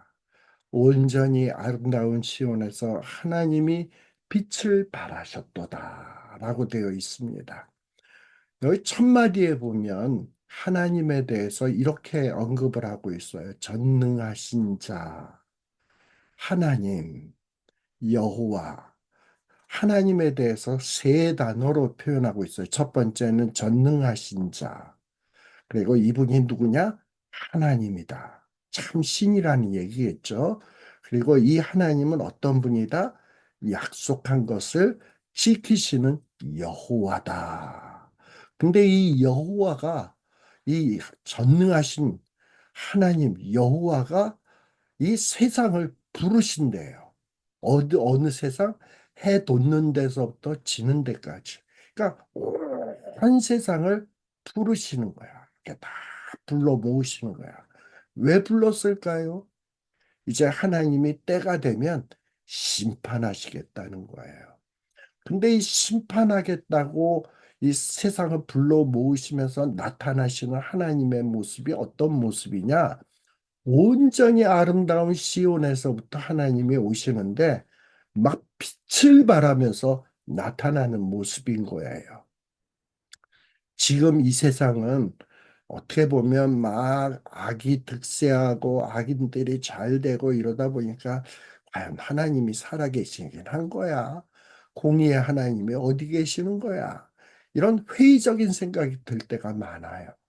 그런데 때가 되면 전능하신 하나님, 전능하신 분, 바로 그분이 하나님이고, 근데 이 하나님은 약속하신 것을 지키시는 이 여호와가 해 돋는 데서부터 지는 데까지 모든 세상의 모든 것들을 다 불러 모으시는 거야. 그리고 심판주로서 빛을 발하면서 하나님이 등장하는 모습을 이 시편 50편 1절에서 설명하고 있어요. 그래서 이 전능하신 자 하나님 여호와를 히브리어로 보면 뭐라고 나오느냐? 전능하신 자가 엘이야 엘. 하나님은 누구냐? 엘로힘. 여호와는 뭐냐? 야훼라는 말이에요. 그러니까 여호와가 전능한 하나님이다라는 얘기예요. 우리가 선지서에 보면 요엘 선지자가 있죠. 요엘. 이 요엘이라고 하는 뜻도 뭐냐면 요는 여호와의 약칭이에요. 여호와의 약칭이 요고 엘은 하나님이라는 얘기예요. 여호와가 하나님이다라는 뜻이 요엘이라는 뜻이에요. 근데 이 요엘 당시에도 많은 사람들이 뭐 바알신을 섬기고 우상을 섬기고 그랬어. 그런데 아마도 요엘의 아버지는 야, 내가 이제 아들을 낳았는데 이 아들에게 뭘 선물해 줘야 될까? 이렇게 우상으로 혼탁해진 세상 속에서 내 아들은 여호와가 하나님이라는 사실을, 여호와만이 참신이라는 이 믿음을 심어줘야 되겠다. 그래서 그 이름을 요엘이라고 이름을 지어줬던 거예요. 보통 우리가 영어 이름으로는 조엘이라고 얘기를 하죠. 조엘. 바로 이 요엘은 어떻게 보면 여호와 약속을 지키시는 약속을 지키시는 그분이 우리의 하나님이다라는 뜻이 요엘이에요. 바로 이와 같은 신앙을 오늘날 저와 여러분들이 꼭 마음속에다 간직해야 되겠다. 세상은요, 반드시 심판할 때가 있어요. 전능자이신 하나님이 심판하실 겁니다. 완벽한 시온으로부터 광채를 발하는 신년의 모습으로 하나님이 등장하셔서 심판주가 되어 주실 것입니다. 그래서 이 시편 50편 3절에 보면 우리 하나님은 어떻다? 우리 하나님이 임하사 잠잠치 아니하시나니 그 앞에는 불이 삼키고 그 사방에는 광풍이 불리로다 라고 돼 있어요. 지금 이 악이 득세하고 하나님이 침묵하시고 잠잠한 것 같이 그렇더라 결코 그렇지 않다는 얘기예요. 때가 되면 우리 하나님이 임하사 잠잠치 아니하시는 그런 때가 있다. 근데 그때가 되면 하나님 앞에서는 막 빛이 나오고 불이 삼키고 사방에 광풍이 부는 놀라운 모습으로 하나님이 이 땅 위에 심판주로 임하실 겁니다. 근데 많은 사람들이 이 사실을 인정하지 않고 무시하고 살아. 아마 이와 같은 모습은 스바냐 때에도 있었어요. 스바냐서 1장 12절에 보면 뭐라고 얘기하냐? 그때에 내가 등불로 예루살렘에 두루 찾아 무릇 찢기같이 가라앉아서 사람들이 어떻게 사느냐? 무릇 찢기같이 가라앉아서 심중에 스스로 이르기를 여호와께서는 복도 내리지 아니하시며 화도 내리지 아니하시리라 하는 자를 벌하시겠다라고 돼 있어요. 무슨 얘기냐? 많은 사람들이 이 찌꺼기 같이 여러분들 그 식혜 같은 거를 만들게 되면 이 쌀알갱이가 처음엔 둥둥 떠 있다가 시간 지나면 딱 아래로 깔아앉아서 땅에 이렇게 가만히 있게 되죠. 이 사람들이 복지부동의 자세를 가만히 알아앉아서 속으로 이르기를 야, 뭐 하나님이 복 내린다고 웃기지 마. 복 그런 게 어딨어. 하나님이 무슨 복 운이 좋아서 잘 먹고 잘 사는 거지. 무슨 하나님이 복을 내려. 뭐 하나님이 화를 내린다고 그딴 거 없어. 뭐 심판, 재립 그런 게 어디 있어? 천국, 지옥 그런 거 없어. 이러면서 그런 것들을 사람들이 애써 무시하면서 살아가는 사람들이 많아요. 근데 그렇게 무시하면서 사는 사람들이 잘 먹고 잘 사는 것 같고 심판을 믿고 재림을 믿는 자들은 지질이 궁상으로 살다 보니까 이 신자들이 낙심하고 절망에 빠질 때가 많단 말이죠. 많단 말이에요. 그런데 이 아삽과 다윗, 아삽의 후손들은 어떤 신앙이 있었냐? 하나님이 잠잠하시는 것 같지만 때가 되면 하나님이 임하실 것이고 잠잠치 아니할 때가 있다. 그리고 그때는 막 불이 삼켜지고 광풍이 불고 빛으로서 하나님이 나타나는 이런 모습이 있게 될 것이다 라는 것을 지금 노래하고 있는 거예요. 50편 4절에 보면 하나님이 그 백성을 판단하시려고 윗하늘과 아랫땅에 반포하여 라고 돼 있어요. 여기 하늘과 땅이 나오는데 하나님이 언약을 맺을 때 여호와라는 이름이 뭐라고요? 약속한 것을 지키는 하나님이에요. 근데 하나님은 일찍이 이 믿음의 조상들하고 약속했어. 이스라엘 백성들과도 약속하고 아브라함하고도 약속하고 이랬는데 특별히 모세오경에 보면 하나님이 약속할 때 보면 하늘과 땅을 불러. 그러면서 하나님이 약속을 해. 그때 하늘과 땅은 어떤 역할이냐? 이 하나님이 약속한 것을 지키나 안 지키나 하는 것을 증언하는 증인의 역할로서 하늘과 땅을 부르시는 거예요. 원래 보통 증인은 사람이 하는 거잖아. 근데 사람은 기껏 살아봐야 100년밖에 못 살아. 길어야 100년. 그럼 100년 뒤에는 그 증인 쓸 사람이 죽어서 없어지면 누가 증언을 하고 증인 역할을 하겠어요? 그래서 사람은 오랫동안 수천 년 동안 증인 역할을 할 수가 없어. 그래서 하나님이 누굴 증인으로서 사용하시냐? 하늘, 땅. 야, 내가 지금 이스라엘 백성하고 약속해서 하늘 너 봤지? 땅 너 분명히 들었지? 그리고 내가 내 만일에 약속을 안 지키면 니들이 증인이 돼서 증언을 해야 돼 하고 하나님이 증인의 역할을 할 자로서 하늘과 땅을 세우셨단 말이야. 그리고 하나님이 심판할 때 누굴 대동하시냐? 하늘과 땅을 대동해서 범포하는 거예요. 그리고서 하나님이 심판하는데 우선 누구를 먼저 모으냐? 하나님의 백성들을 먼저 모으시는 거야. 5절에 보게 되면 이르시되 나의 성도를 너희 앞에 모으라 곧 제사로 나와 언약한 자니라 하시도다. 하나님의 백성들을 모으래. 근데 이 하나님의 백성들은 누구냐? 제사로 언약한 자다라고 이야기하고 있어요. 여러분들 그 하나님이 언약한 내용이 뭔지 아세요? 하나님의 백성하고 맺을 때 언약의 내용. 사실 하나님의 백성인 이스라엘 백성들은요, 사실 별 볼 일 없는 백성이야. 어떤 뭐 다른 민족보다 뭐 강하거나 뛰어나거나 그런 거 없어. 땅덩어리도 조그맣고, 뭐 유목민이고, 당시에 뭐 아시리아나 이집트나 거기에 있는 민족들에 비하면 정말 별 볼 일 없는 자들이야. 근데 하나님은 그런 자들을 택하시고 뭐라고 얘기하냐? 야, 얘들이 별 볼 일 없는 것 같지만 나는 너의 하나님이 될 거야. 그리고 너희는 내 백성이 될 거야. 하고 하나님이 별 볼 일 없는 자들과 하나님이 돼 주시겠다고 약속하시고 그리고 하나님의 백성 되게 해 주겠다고 약속을 했단 말이에요. 근데 이렇게 하나님의 백성이 되려면 이 죄가 있어서는 하나님과 함께 할 수 없잖아. 이 죄 있는 백성이 하나님을 하나님으로 섬길 수가 없잖아. 또 하나님이 죄 있는 백성과 함께 할 수가 없잖아. 그래서 하나님이 이 함께 할 수 있는 조건을 만드셨는데 그게 뭐냐면 제사예요. 이스라엘의 제사는 어떤 겁니까? 짐승을 잡아서 피를 흘려서 하나님 앞에 드리는 거야. 이스라엘 백성들은 정말 별 볼 일 없고 죄가 많은 사람들이기 때문에 그 상태로는 하나님의 백성이 될 수 없어. 근데 이스라엘 백성들이 하나님 앞에 짐승을 갖고 나가서 피를 흘리고 제물을 드리면 내가 너희들의 죄를 사하노라. 사해 주시겠다. 그리고 죄 없다고 인정해 주시고 의롭다 여겨 주시고 내 백성 삼아 주겠다. 하면서 제사를 통해서 하나님의 백성으로 삼아 주겠다고 약속을 했거든요.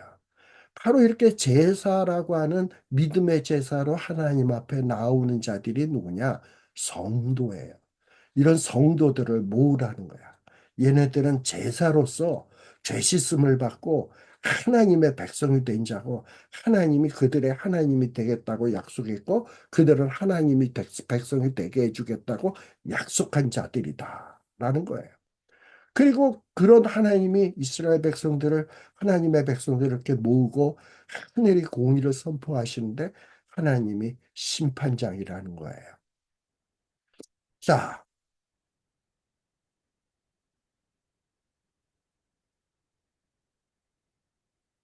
그 다음에 7절에 보면 이제 뭐라고 나오느냐.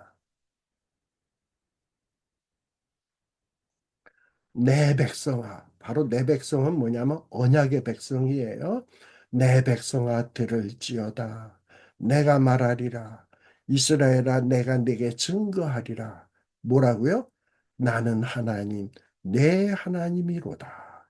자, 이스라엘 백성들이 어떤 백성이라고요? 목이 곧고 완악하고 패역한 백성들이에요. 정말 하나님의 백성 될 자격이 없는 자들이야. 그런데 하나님은 이런 별 볼 일 없는 백성들에게 뭐라고 얘기하냐? 잘 들어. 내가 이제 말할 거야. 내가 너에게 증거할 거야. 너희들이 별 볼 일 없어도 나는 너희의 하나님이 될 거고 너희의 하나님이야. 라고 이야기하고 있는 거예요. 어, 나는 하나님 곧 너의 하나님이다. 라고 소개하고 있는 거예요. 근데 이것이 시편 50편에만 나오는 게 아니라 일찍이 창세기 17장 7절에 보면 하나님이 아브라함하고도 약속했어. 뭐라고 얘기하냐? 내가 내 언약을 나와 너와 여기서 나는 누굽니까? 내가 내 언약을 나와 하나님과 너와는 누굽니까? 아브라함과 내 대대 후손 뭡니까? 아브라함의 믿음의 후손들 사이에 세워서 무슨 언약? 뭐 잠시 약속을 맺었다가 약속 취소 이러는 약속이 아니라 어떤 언약? 영원한 언약을 삼겠다. 그러면서 이 언약을 삼는데 그 언약의 내용이 뭐다? 너와 내 후손의 하나님이 되겠다라고 약속하고 있는 거예요. 뭡니까? 너 아브라함 별 볼 일 없어. 그리고 너의 후손도 별 볼 일 없지만 나는 너희들의 하나님이 될 거야. 그리고 너희는 내 백성이 될 거야. 너희들이 별 볼 일 없고 죄가 있어? 괜찮아. 제사로서 내가 너희들의 죄를 사해 줄 거야. 제물로서 너의 죄를 사해 줄 거야. 너희를 거룩하게 해줄 거야. 의롭게 해줄 거야. 그렇게 해서 너희를 내 백성 삼아 줄 거야. 라고 약속했던 거예요. 아브라함 때. 또 창세기 17장 8절에도 뭐라고 얘기하냐? 내가 하나님이 너와 너는 누굽니까? 아브라함과 너의 후손에게 너의 우고하는 이 땅 곧 가나안 일경을 주어 영원한 기업이 되게 하고 나는 그들의 하나님이 될 거다. 이스라엘 백성들이 잘난 게 뭐 있습니까? 그런데 하나님이 가나안 땅을 선물로 주겠다는 거야. 영원한 기업이 되게 하겠다는 거야. 그리고 하나님이 그들의 하나님이 되겠다는 거예요. 하나님이 우리에게 약속한 것은 뭡니까? 영원한 가나안인 천국을 주겠다는 거야. 그리고 이 천국을 영원한 기업이 되게 하고 그곳에서 하나님은 우리의 하나님이 되시겠다는 거예요. 우리가 그런 축복을 받을 자격이 있나요? 자격 없어. 그런데 하나님이 그렇게 하겠다고 약속하는 거야. 바로 이런 약속의 백성이 뭐냐 하면 언약의 백성이에요. 그래서 이 언약의 백성이 된다는 것은 이건 엄청난 은혜고 축복이다라는 거예요. 그래서 이렇게 하나님이 나는 하나님, 내 하나님이다라는 거는 어떤 공포의 하나님으로 나타나고 심판하시는 모습으로 나타나는 것이 아니라 나는 너에게 은혜 베푼 하나님이야. 그러니 너희들이 이 은혜를 기억한다면 어떻게 살아야 되겠니? 하면서 교훈의 말을 주기 위해서 하나님이 이런 표현을 쓰는 거예요. 나는 너의 하나님, 그리고 너는 내 백성, 나는 너희들의 하나님이 될 거야. 라는 것은 이건 엄청난 우리의 축복이에요. 여러분, 여러분들의 아버지가 아주 훌륭한 사람이면 여러분들 나가서 뭐라고 얘기하겠습니까? 너 우리 아버지가 누군지 알아? 우리 아버지가 대통령이야. 우리 아버지가 왕이야. 우리 아버지가 야, 이 세계에서 제일 부자야. 이러고서 막 나가서 자랑할 것 아닙니까? 근데 우리 아버지가 누굽니까? 하나님이에요. 그리고 우리는 누굽니까? 하나님의 백성이고 하나님의 자녀예요. 우리가 어떻게 하나님의 자녀가 되고 하나님의 백성이 될 수 있었습니까? 하나님이 일방적으로 나타나서 별 볼 일 없는 우리에게 누구누구야. 나는 너의 하나님이 될 거야. 그리고 너는 내 백성이 될 거야. 너는 내 자녀야. 해주셨다면 이 얼마나 큰 축복이냐 이 말이에요. 바로 이 말을 지금 시편에서 이야기하고 있는 겁니다. 그러면서 이 재물이 어떻게 보면 하나님의 백성이 되는 아주 중요한 방법입니다. 그래서 이스라엘 백성들은 구약 시대에 열심히 하나님 앞에 제사를 드렸어요. 왜냐? 이 제사를 통해서 하나님의 백성이 된다라고 하는 이런 생각 때문에. 근데 이 제사가 계속 겉되고 반복되다 보니까 제사는 드리는데 이 제사의 참 의미를 까먹고 형식적인 껍데기 제사만 남게 된 거예요. 그러다 보니까 하나님의 백성들을 모아놓고 이 제사에 대해서 제사의 참 의미가 무엇인지 참된 제사가 무엇인지를 설명하고 있는 것이 8절서부터입니다. 그러면서 뭐라고 얘기합니까? 내가 너의 재물을 인하여는 책망치 아니하리니 내 번제가 항상 내 앞에 있음이로다.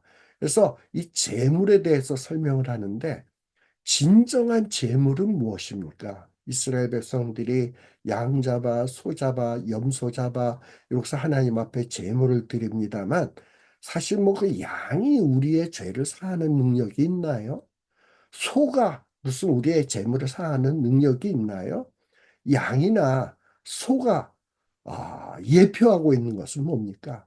장차 우리를 위해서 피 흘려 주시고 우리의 죄값을 사해 주실 예수 그리스도를 예표하는 것 아니겠습니까? 그래서 이스라엘 백성들은 구약 시대에 여러 뭐 번제, 화목제, 소제 뭐 여러 제사들을 드렸습니다만 이 제사를 드리면서 뭘 기억해야 되냐? 내가 지금은 소를 바치지만 양을 바치지만 소의 피를 흘리고 양의 피를 흘리고 있지만 이것은 장차 나의 죄를 사해 주실 예수 그리스도를 예표하는 것이야. 내 죄 사함은 예수 그리스도를 통해서만 내 죄가 사함 받을 수 있고 죄 사함을 받아서 내가 하나님의 백성이 될 수 있어. 이것을 하나님이 약속하고 있는 거야. 이런 마음으로 제사를 드리면서 감사의 마음으로 제사를 드려야 되는데 이런 마음은 다 까먹고 양만 잡아드리면 소만 잡아드리면 하나님이 기뻐할 거야. 이러고선 하나님 앞에 제사 드리는 거, 양 잡아 소 잡아 제사 드리면 모든 의무를 다하냐.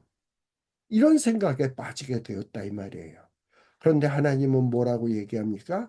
하나님이 원하는 게 소고 양이에요? 염소예요? 구절에 보면 내가 내 집에서나 숫소나 내 우리에서 수염소를 취치 아니하리니 라는 거예요. 즉 하나님은 내 집에 숫소나 수염소를 기뻐하는 게 아니라는 거야. 사실 어떻게 보면 숫소는 큰 가축이고 염소는 작은 가축이에요. 그러나 최고의 재물이에요. 그러니까 최고의 재물을 하나님이 기뻐하시는 거냐? 하나님이 기뻐하는 거는 소나 염소가 아니라 소나 염소가 예표하는 예수 그리스도의 보혈, 그리고 그 예수 그리스도의 보혈을 믿는 그 믿음을 기뻐하시겠다는 거야. 그래서 하나님이 원하시는 제사는 뭡니까? 상한 심령이다. 그래서 이 시편 50편이 끝나고 나면 이어지는 시편이 뭡니까? 시편 51편이지. 시편 50편의 노래를 불렀던 다윗 그리고 아삽은 시편 51편에 가게 되면 어떤 고백을 하느냐?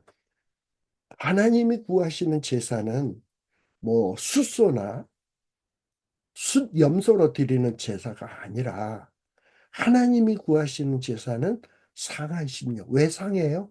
내가 죄인인데 이 죄 문제를 어떻게 해결을 받을 수 있을까? 염소를 바친다고 숫소를 바친다고 해결될까? 아니지. 이 죄 문제를 해결해 주려면 하나님의 은혜가 필요해. 하나님이 세상을 이처럼 사랑하사 독생자를 주셨으니 누구든지 저를 믿는 자마다 멸망치 않고 영생을 얻게 하려 하심이라면서 예수 그리스도를 주시고, 그 예수 그리스도를 십자가 위에서 피 흘리게 하시고, 그 보혈의 피를 믿는 자들에게 죄사함을 주시고 하나님의 자녀 되는 권세를 주셨잖아. 그래서 예수 그리스도의 보혈을 바라보면서 나 같은 죄인 때문에 주님이 피 흘리셨네요. 이것이 하나님의 은혜예요. 그러면서 상한 심령으로 나아오는 자를 하나님이 기뻐하시고 그런 사람의 마음을 제사로 받으시겠다는 거예요. 그래서 하나님이 구하시는 제사는 상한 심령이라. 하나님이 상하고 통회하는 마음을 주께서 멸시치 아니하시리다라는 거예요. 왜요? 하나님은 어떤 동물의 피, 동물의 고기를 좋아하는 분이 아니야. 시편 50편 10절에 보면 산림의 짐승들과 선산의 생축이 다 내 것이며 산의 새들도 다 나의 아는 것이며 들의 짐승도 다 내 것이미로다. 내가 가령 줄여도 내게 이르지 않을 것은 세계와 거기 충만한 것이 내 것이다. 이 세상에 있는 모든 것 다 하나님의 거예요. 하나님이 뭐 부족한 게 있어서 뭐 고기를 못 먹어서 고기 달라고 너 소로 제사 드려, 염소로 제사 드려, 이런 거 아니에요. 하나님이 기뻐하시는 것은 이 언약을 믿고 하나님 앞에 나와서 하나님, 맞아요. 그리스도의 보혈로 내 죄를 사해 주시고 임마누엘 해 주시는 하나님, 그리고 나를 당신의 백성으로 삼아 주시고, 그리고 하나님께서 친히 나의 하나님 되어 주시니 감사합니다. 눈물로 상한 심령으로 언약에 의지해서 비둘기처럼 떨며 주 앞으로 나오는 자들의 그 심령을 기뻐 받으시는 거야. 바로 이것이 하나님이 원하시는 제사라는 거예요. 하나님이 원하시는 제사는 하나님이 주신 은혜로운 언약을 의지해서 상한 심령으로 나와 언약대로 영사함을 받고 진심으로 감사의 제사를 드리는 것, 이것이 하나님이 기뻐하는 제사다라는 것을 이야기하는 겁니다. 거듭 하나님은 이야기합니다. 내가 숫소의 고기를 먹으며 염소의 피를 마시겠느냐? 하나님의 뭐 어디 고기, 염소의 피에 뭐 굶주렸습니까? 아니에요. 하나님이 원하시는 것은 뭐냐면 제물을 드리는 자세. 이 제물의 의미를 과연 알고 있는가? 이것을 하나님이 보시겠다는 겁니다. 그런데 이방 종교 사람들은 어떻습니까? 이방 종교 우상을 섬기는 사람들은 우상에게 어떤 정성스러운 제물을 드리면, 정말 지성이면 감천이라고 정성스러운 제물을 드리면 우상들이 감동을 해가지고 복을 주고, 또 잘못된 제물을 드리거나 제물을 안 바치면 삐져가지고 벌을 주고, 이런 식으로 생각한단 말이야. 그래서 사람들이 우상에게 맛있는 재물, 정성스러운 재물을 드리면 그 재물을 맛있게 이 우상이 먹고 기분이 좋아서 사람에게 복을 베푼다라는 생각이 있어가지고 우상 섬기는 사람들은 정성스럽게 재물을 바쳐. 심지어는 인간을 잡아서도 제물로 바쳐. 근데 하나님의 종교는 이런 종교가 아니에요. 하나님은 하나님은 뭘 먹었기 때문에 우리에게 복 주시는 하나님이 아니에요. 정말 내가 너에게 베푼 은혜가 뭔지 알아? 내가 네 하나님이 된다는 그게 얼마나 큰 은혜인 줄 알아? 그리고 내가 너의 하나님이 되겠다는 것이 얼마나 큰 은혜인 줄 알아? 네가 별 볼 일 없는데도, 그리고 너가 죄를 지었는데도 내가 예수 그리스도를 보내서 피 흘려서 네 죄값을 사하고 네 죄를 용서해서 의롭게 여겨서 내 백성을 삼아 주겠다라고 하는 이 심오한 이 진리를 너가 알아? 그리고 거기에 대한 감사와 감격이 있어? 그래서 그 감사와 감격으로 나에게 예배하는 거야? 이거 보시겠다는 거예요. 예. 만일 하나님의 배가 고파서 우리가 하나님 앞에 필요한 양식을 제공하고 공급하는 것이라면 사람이 하나님께 베푸는 자야. 그리고 하나님은 우리가 베푸는 것을 받는 수혜자가 되는 거야. 그러니까 마치 우리가 하나님 앞에 뭘 줘서 하나님이 우리에게 거기에 대해서 반응하는 것이 돼. 근데 하나님의 종교는 그게 아니라니까. 우리가 아직 죄인 되었을 때 먼저 하나님이 우리에게 베풀어 준 거야. 난 너의 하나님이 될 거야. 그리고 너는 내 백성이 될 거야. 네가 별 볼 일 없어? 괜찮아. 예수 그리스도를 통해서 내가 너 죄를 사해 줄 거야. 그래서 나는 너의 하나님이 될 거야. 넌 내 백성이 될 거야. 내가 너와 함께 할 거야. 내가 너에게 영원한 기업을 줄 거야. 이건 정말 하나님의 은혜인 거예요. 우리는 은혜의 수혜자지. 우리가 하나님 앞에 뭐 드릴 게 없어. 우리가 뭐 하나님 앞에 뭘 드려서 반대급부를 원한다면 이건 잘못된 제사이다. 하나님은 이런 제물을 거부하신다라는 겁니다.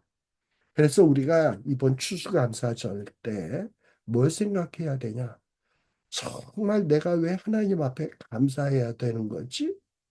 이 추수감사가 도대체 무슨 의미가 있는 거지? 야, 맞아. 이 별 볼 일 없는 나에게 하나님이 나의 하나님이 되어 주시겠다고 약속했지. 그리고 이 별 볼 일 없는 나를 예수 그리스도를 통해서 하나님의 백성이 되게 했구나. 그리고 하나님의 백성 되게 하기 위해서 그리스도의 그 존귀한 피를 흘리게 했구나.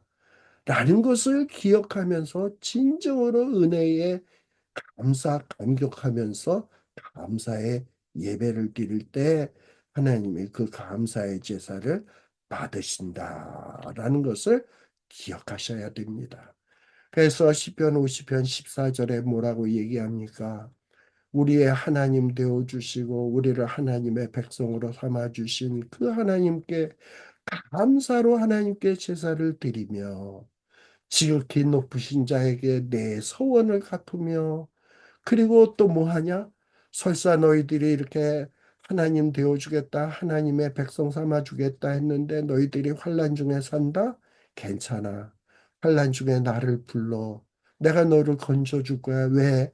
너는 내 백성이니까. 내가 너의 하나님이니까 내가 너를 건지리니 내가 나를 영화롭게 하리로다 하고 하나님이 약속하고 있는 거예요. 환난 날에 나를 부르면 구원해 주시겠다고 약속하는 거예요.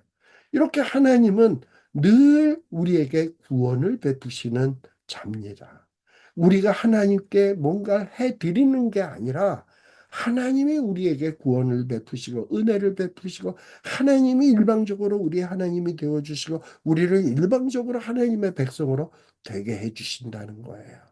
따라서 우리가 절망과 좌절의 환난 가운데서 하나님 앞에 부르짖으면 하나님은 외면하시는 하나님이다? 아니다. 하나님은 반드시 우리의 작은 신음소리에도 귀를 기울이신다. 그리고 우리에게 뭐 하신다? 구원을 베푸신다. 라는 거예요. 잠잠하시는 것 같지만 하나님이 때가 되면 잠잠치 아니하시리니 하면서 막 빛을 발하시며 광불 발 불을 막 내뿜으시면서 임재하시면서 우리를 구원해 주시고 악인을 심판하시는 하나님이시다라는 거예요. 바로 다윗은 이 사실을 알았고 아삽도 이 사실을 알았고 하박국도 이런 사실을 알고 있었던 거예요. 이런 걸 아는 자는 여호와로 인하여 기뻐할 수 있는 겁니다. 여호와께 감사하는 거예요. 하나님께 영광을 돌리는 거다 이 말입니다. 그런데 반대로 악인은 어떠하냐? 악인. 제가 악인은 어떤 자라 그랬죠? 나중에 보게 되면 악인은 어떤 자냐? 시편 50편 22절에 보면 하나님을 잊어버린 너희여라고 돼 있죠. 악인의 근본적인 특징은 뭐냐면 하나님을 잊어버린 자야. 이거는 여러 의미가 있겠죠. 하나님을 알지 못한다. 하나님의 은혜를 까먹었다. 하나님을 무시한다. 이게 다 뭐냐? 하나님을 잊어버린 자야. 어리석은 자는 그 마음에 이르기를 하나님이 없다 하도다. 어리석은 자고 악인이고 그래요. 악인은 그 모든 사상에 하나님이 없다 하는도다라고 시편에도 기록하고 있어요. 그래서 이 악인은 하나님을 잊어버린 자, 하나님을 무시하는 자예요. 근데 우리 신약 시대에 보게 되면 특별히 겉으로 보기에는 경건한 것 같고 신앙생활 잘하는 것 같은데 하나님이 아주 악인 중에 악인으로 취급했던 인물들이 있습니다. 그 대표적인 인물들이 누구냐? 바리새인, 서기관, 율법사 이런 자들이에요. 예수님은 이런 자들을 향하여 뭐라고 책망하셨냐? 독사의 자식들아. 뭐 이렇게 책망하셨어요. 뭐 오늘 식으로 얘기하면 이 뱀 새끼들아, 독사 새끼들아 이 얘기예요. 얼마나 험한 욕입니까? 그리고 이런 자들을 향하여 또 뭐라고 꾸짖었냐? 확실한 무덤들아 라고 얘기했어요. 그냥 겉으로는 막 분칠을 하고 뭐 환하게 화장한 것 같은데 속에는 썩은 시체가 가득한 무덤 같다는 거지. 어. 그러면서 바리새인들, 서기관들, 당시의 그 종교 지도자들을 신랄하게 비판했습니다. 이스라엘 역사 속에서도 하나님 앞에 제사 열심히 드리고 그리고 막 율법을 가르치고 율법을 막 기록하는 서기관들 이런 자들이 있었어요.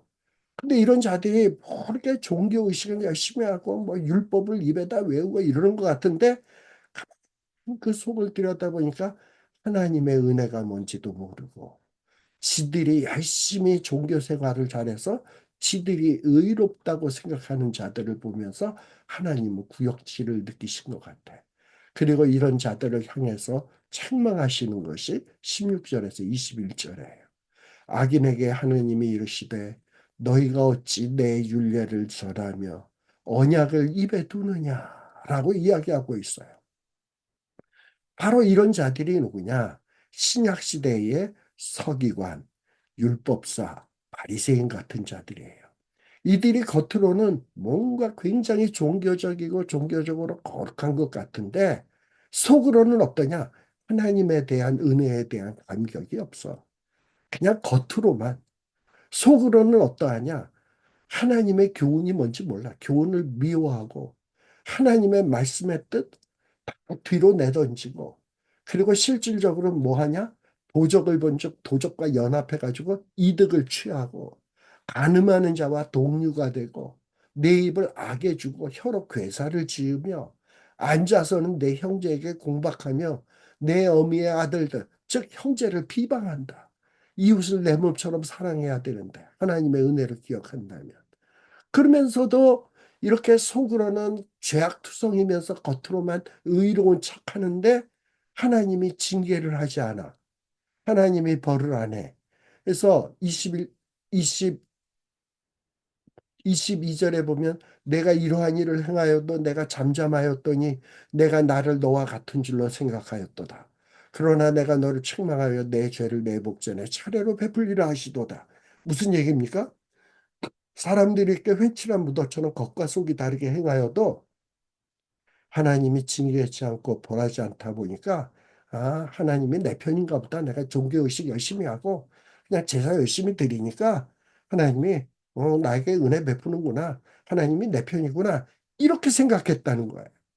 근데 천만의 말씀, 하나님의 은혜가 뭔지 모르고 하나님이 주신 재물의 의미가 뭔지 모르고 예수 그리스도를 통해서 나를 하나님의 백성 삼으시고 하나님이 하나님이 되어 주셨다는 것이 뭔지 모르고 이렇게 종교 껍데기 종교 생활만 한다면 너를 책망하여 내 죄를 내 목전에 차례로 베풀리라 하시도다라고 무서운 말씀을 하고 있는 겁니다.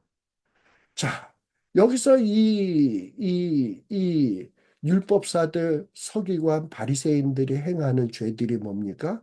겉으로는 종교 생활을 하는 것 같은데 거룩한 모습을 행하는데 실상 속으로는 뭐다? 도둑이다, 간음이다, 거짓 증언, 사람을 비방. 어떻게 보면 십계명에 나오는 5계명에서부터 10번째 계명에 나오는 죄를 다 범하는 거야. 여러분 십계명의 요약이 뭡니까? 하나님을 마음을 다하고 성품을 다해서 주 너의 하나님을 사랑하고 그리고 5계명에서부터 십계명의 내용은 뭡니까? 내 이웃을 내 몸처럼 사랑해라 라는 거예요. 하나님이 나에게 일방적인 베푸신 은혜를 받고 은혜를 기억하고 진심으로 신령과 진정을 다해서 예배하고 순종의 삶을 사는 것이 뭐냐면 하나님을 마음을 다하고 뜻을 다하여 하나님을 사랑하는 거예요.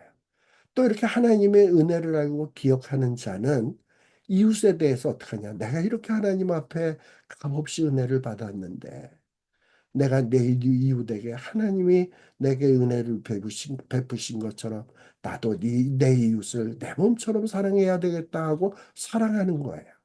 그럼 이런 사랑하는 자에게 도둑질할 수 있어? 간음할 수 있어? 거짓 증언할 수 있어? 비방할 수 있어? 그럴 수 없지. 그런데 예수님 당시에 구약시대의 율법사들, 서기관들은 어떠했습니까?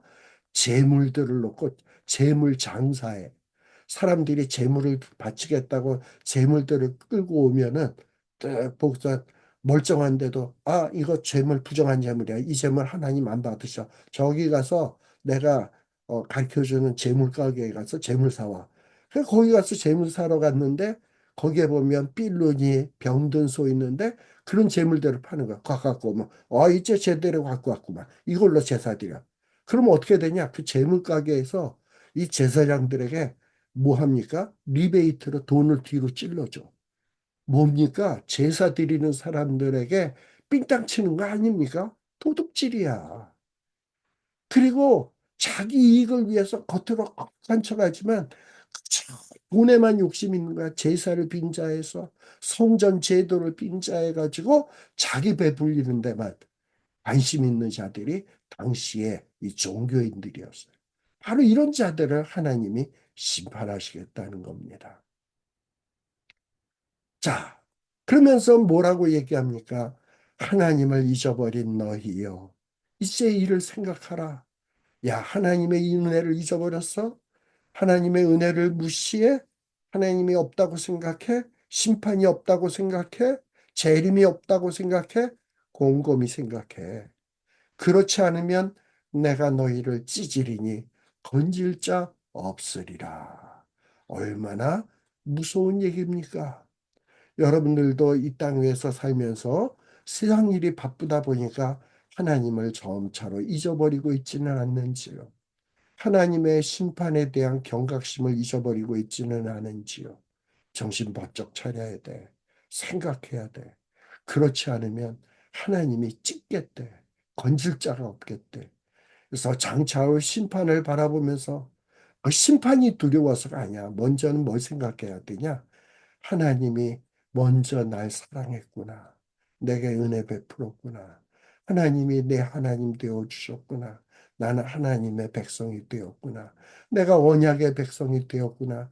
나는 약속을 어겨도 하나님은 약속을 어기지 아니하고 예수 그리스도의 보혈의 피를 통해서도 하나님은 내 하나님의 언약을 이루시는구나.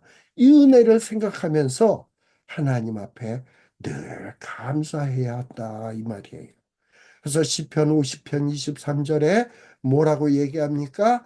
감사로 제사 드리는 자가 나를 영화롭게 하나니 그 행위를 옳게 하는 자에게 내가 하나님의 구원을 보이리라. 누가요?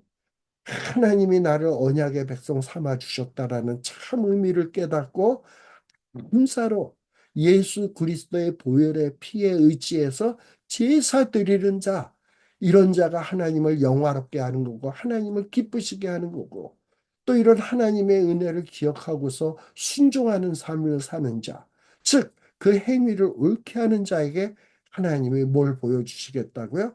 하나님의 구원을 보여주시겠다는, 결코 잠잠치 아니하고 때가 되면 놀라운 구원을 베풀어 주시겠다라고 이야기하고 있는 겁니다. 우리가 이런 사실을 마음속에 딱 새기면서 이런 어떤 놀라운 이 지혜의 시, 이 지혜의 시를 우리가 부를 수 있어야 된다 이 말이에요. 정리해서 이야기합니다. 하나님은 우리에게 어떤 돈이 필요하거나 구약시대처럼 염소, 소 이거를 요구하시는 분이 아니에요. 우리가 돈을 바치고 물질을 바치고 소를 바치고 양을 바치면 하나님께 유익이 되겠지? 하나님이 기뻐하겠지? 이런 생각은 버려야 합니다. 하나님이 기뻐하시는 것이 뭐다? 상한 심령이다. 즉 무슨 얘기냐? 하나님, 나는 죄인인데요. 예수 그리스도의 보혈의 피로 나의 하나님 되어주시고 나를 하나님의 백성 삼아주시니 너무너무 감사합니다. 눈물을 뚝뚝 흘리면서 상한 심령이지만 헌약에 감사하면서 나오는 이런 사람의 이 감사하는 마음을 기뻐 받으신다. 따라서 이런 감사함으로 하나님 앞에 제물을 드리는 것이 중요하시지, 무슨 내가 돈을 바치고 뭐 소를 바치고 하면 하나님이 기뻐하겠지? 그리고 복을 주겠지? 이렇게 생각하면 큰 착각이다.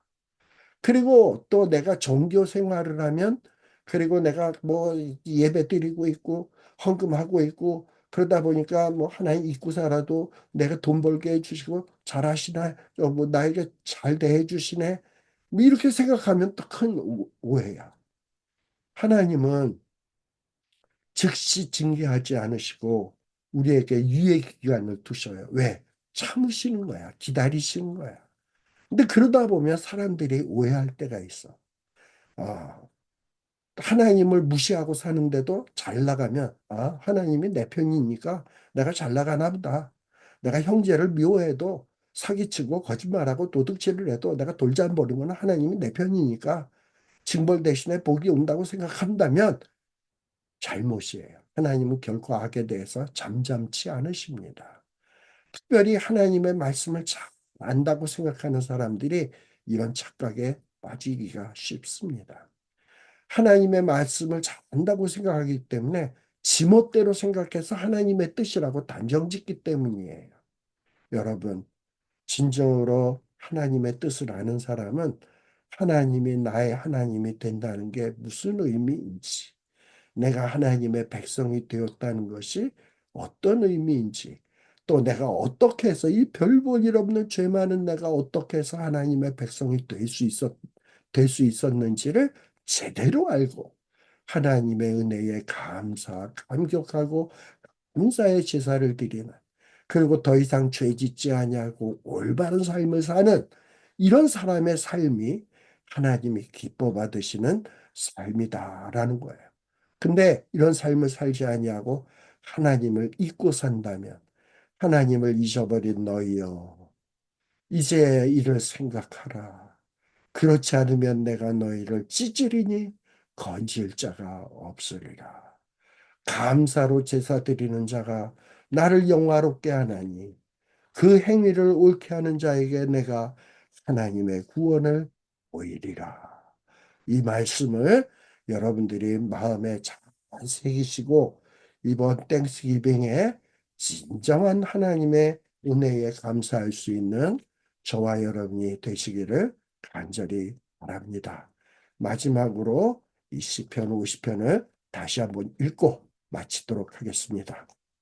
제50편 아삽의 시. 전능하시니 여호와 하나님께서 말씀하사 해 돋는 데서부터 지는 데까지 세상을 부르셨도다. 온전히 아름다운 시온에서 하나님이 빛을 비추셨도다. 우리 하나님이 오사 잠잠하지 아니하시니 그 앞에는 삼키는 불이 있고 그 사방에는 광풍이 불리로다. 하나님이 자기의 백성을 판결하시려고 위 하늘과 아래 땅에 선포하여 이르시되 나의 성도들을 내 앞에 모으라. 그들은 제사로 나와 언약한 이들이니라 하시도다. 하늘이 그의 공의를 선포하리니 하나님 그는 심판장이시미로다. 내 백성아 들을지어다. 내가 말하리라. 이스라엘아 내가 내게 증언하리라. 나는 하나님 곧 내 하나님이로다. 나는 내 재물 때문에 너를 책망하지는 아니하리니 내 번제가 항상 내 앞에 있음이로다. 내가 내 집에서 수소나 내 우리에서 순념소를 가져가지 아니하리니 이는 삼림의 짐승들과 무산의 가축이 다 내 것이며 산의 모든 새들도 내가 아는 것이며 들의 짐승도 내 것이미로다. 내가 가령 줄여도 내게 이르지 아니할 것은 세계와 거기에 충만한 것이 내 것이미로다. 내가 수소의 고기를 먹으며 염소의 피를 마시겠느냐? 감사로 하나님께 제사를 드리며 지존하신 이에게 내 소원을 갚으며 환난 날에 나를 부르라. 내가 너를 건지리니 내가 나를 영화롭게 하리로다. 악인에게는 하나님이 이르시되 내가 어찌하여 내 율례를 전하며 내 언약을 내 입에 두느냐? 내가 교훈을 미워하고 내 말을 내 뒤로 던지며 도둑을 본즉 그와 연합하고 간음하는 자들과 동료가 되며 내 입을 악에게 내어주고 내 혀로 거짓을 꾸미며 앉아서 내 형제를 공박하며 내 어머니의 아들을 비방하는도다. 내가 이 일을 행하여도 내가 잠잠하였더니 내가 나를 너와 같은 줄로 생각하였도다. 그러나 내가 너를 책망하여 내 죄를 내 눈앞에 낱낱이 드러내리라 하시는도다. 하나님을 잊어버린 너희여, 이제 이를 생각하라. 그렇지 아니하면 내가 너희를 찢으리니 건질 자 없으리라. 감사로 제사를 드리는 자가 나를 영화롭게 하나니 그의 행위를 옳게 하는 자에게 내가 하나님의 구원을 보이리라.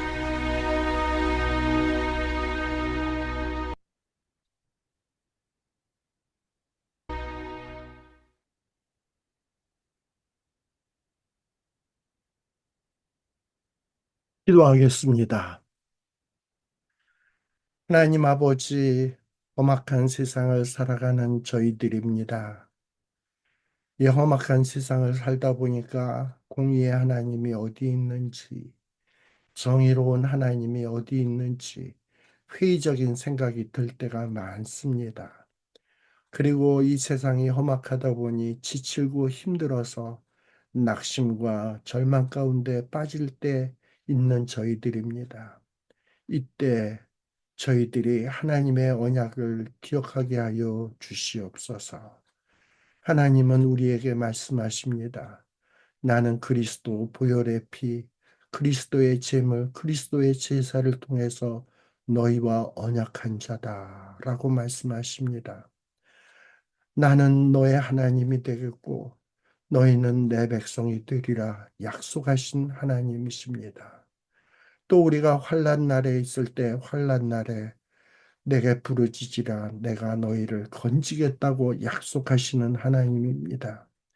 정말 이렇게 별 볼 일 없는 저희들을 언약의 백성 삼아 주시고 거룩한 성도로 삼아 주시고 자녀 삼아 주시니 감사 찬송을 드립니다. 이 은혜 잊지 않고 늘 기억하며 가슴에 새기는 자 되게 하여 주시고 이 은혜를 생각하며 늘 성소에 나가 내가 있는 곳에서 어디서든지 감사로 제사 드리는 자가 되게 하여 주시고 상한 심령으로 하나님 앞에 나와 부르짖는 저희들 되게 하여 주시고 그리하여 하나님을 영화롭게 할 수 있는 이러한 저희들이 되게 하여 주시옵소서. 어김없이 이번에도 또 저희에게 귀한 추수감사절 땡스기빙 주간을 허락해 주심을 감사드립니다. 연례적으로 있는 하나의 형식적인 추수감사절이 아니라 다시 한번 하나님이 내 하나님이며 내가 거룩한 하나님의 백성이며 내가 거룩한 하나님의 자녀라는 사실이 얼마나 놀랍고 은혜로운 사실인지를 깊이 깊이 새기며 감사로 예배할 수 있는 저희들이 되게 하여 주시옵소서. 감사드리오며 예수님 이름으로 간절히 기원드리옵나이다. 아멘.